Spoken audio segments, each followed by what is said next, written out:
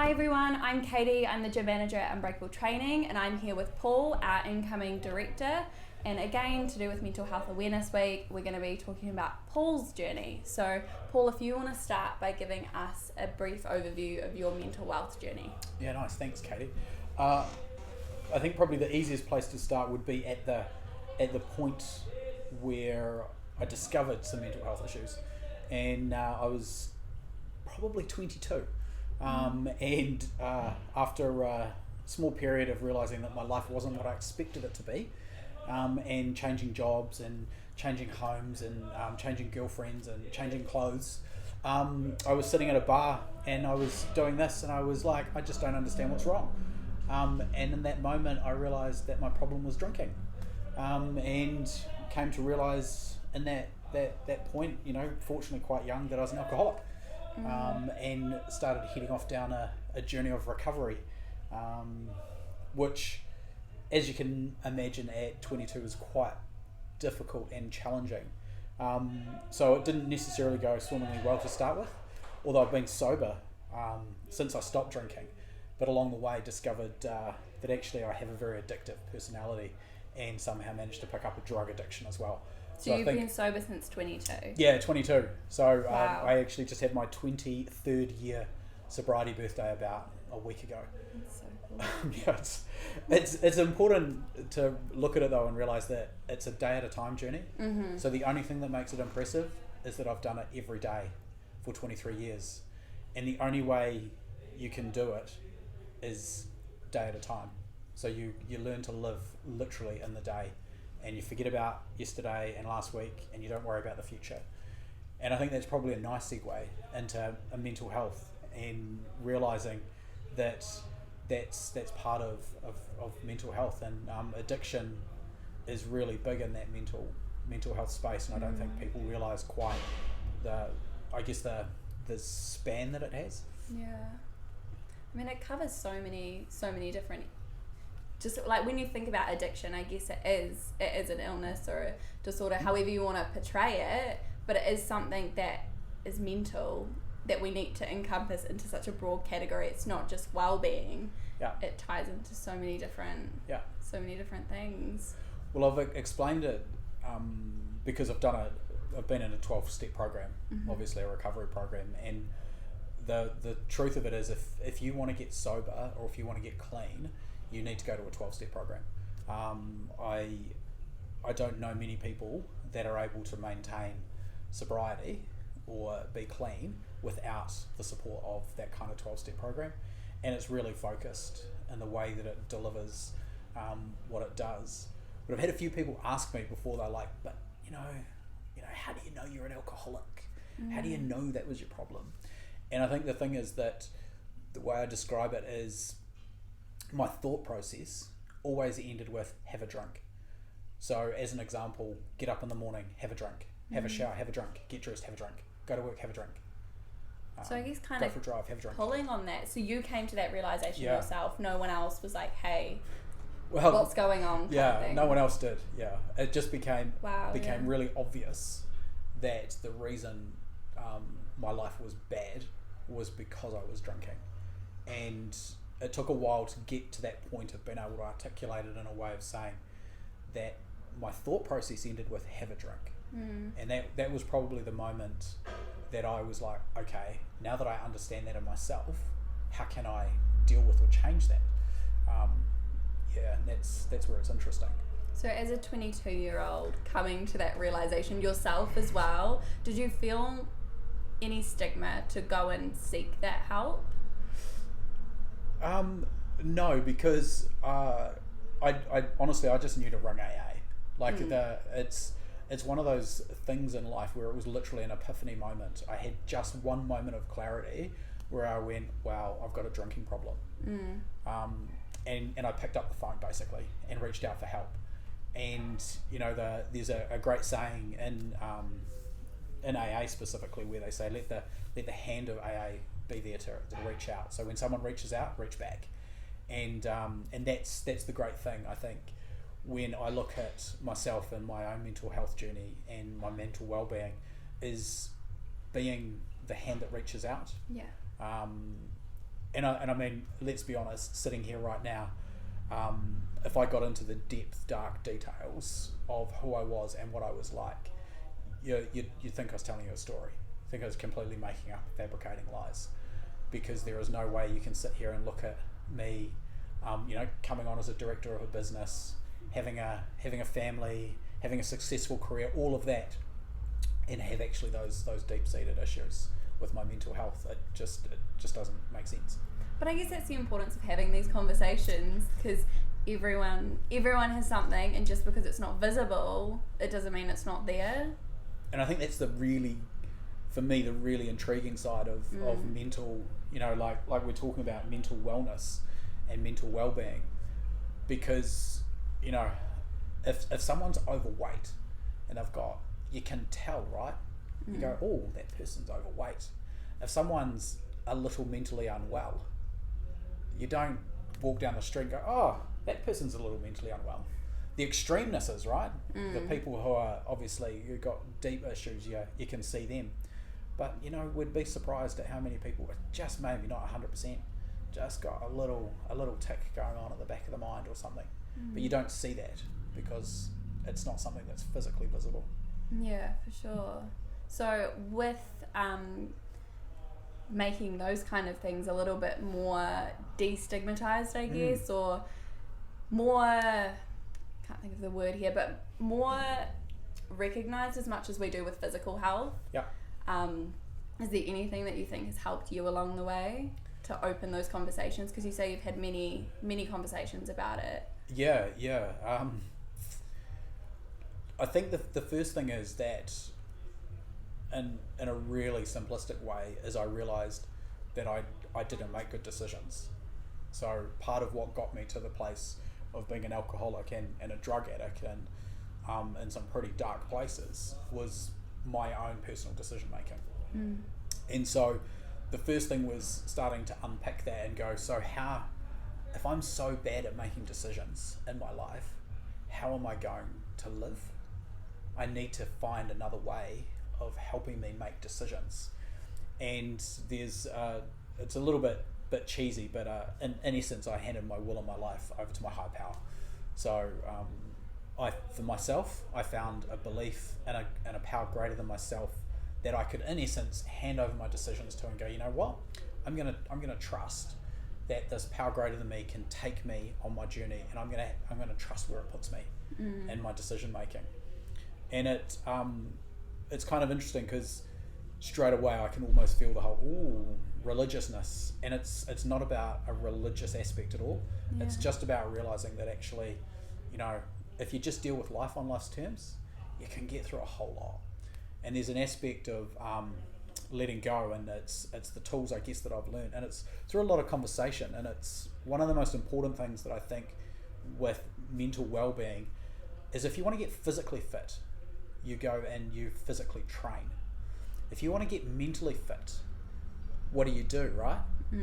And the way you do that is you go and mentally train, which is through conversation, it's through collaboration, it's through a lot of reading, it's through information gathering, and it's actually that, in essence, aspect that you've got to go and hunt.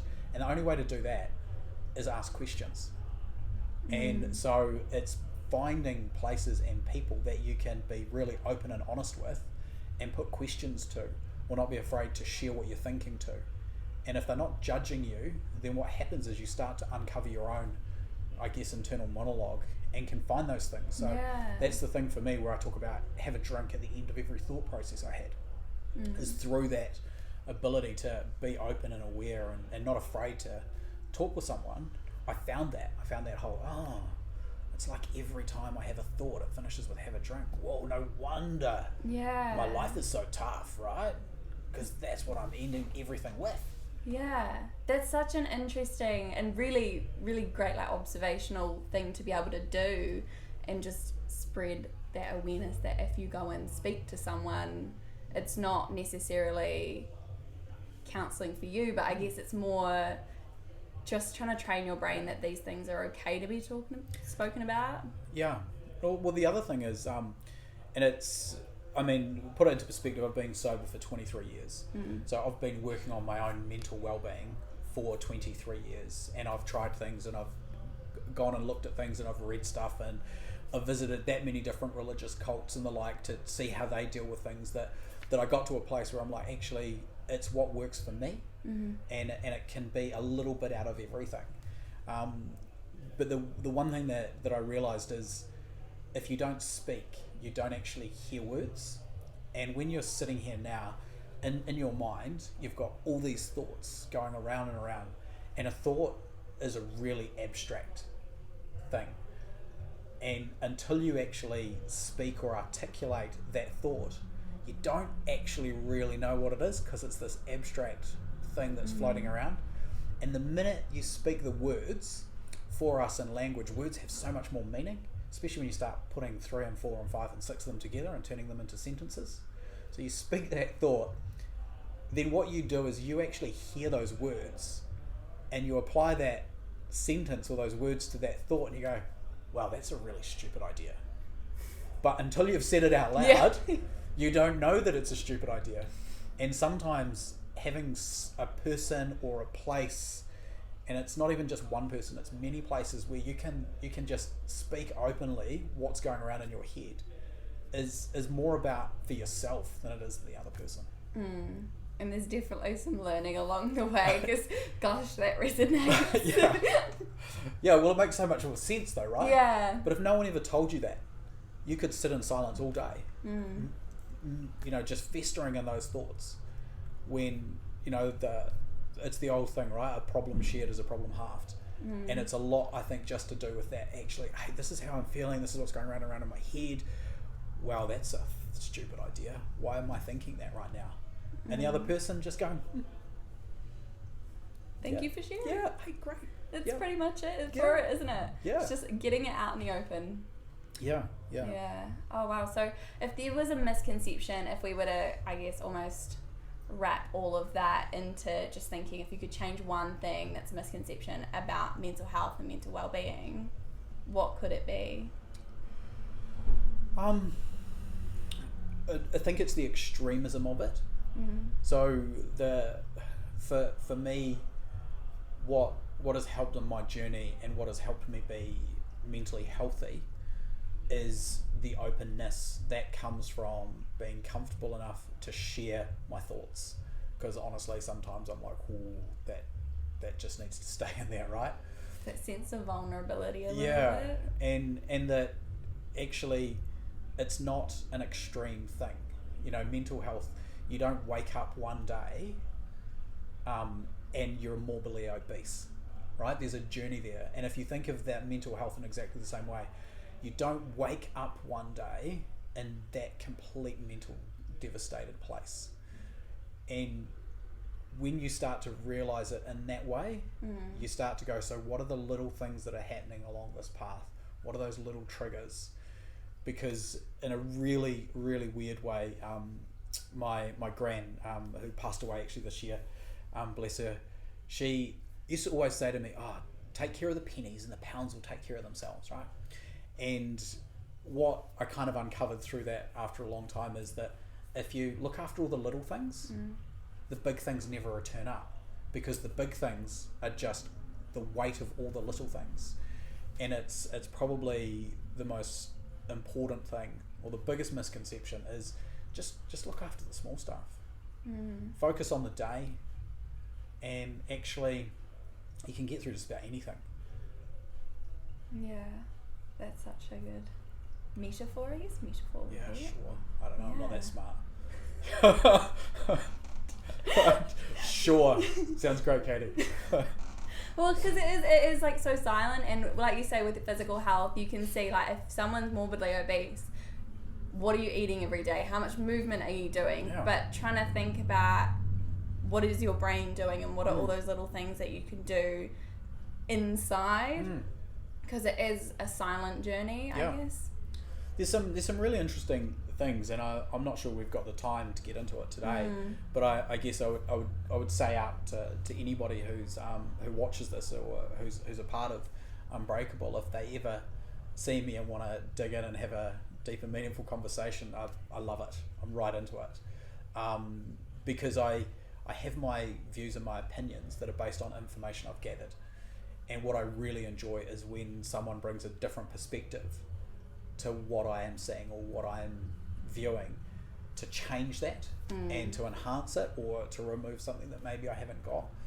And I say that because the thing that I think for me is the most interesting is the ways you can change how you're feeling through some really conscious things. And there's a great video clip.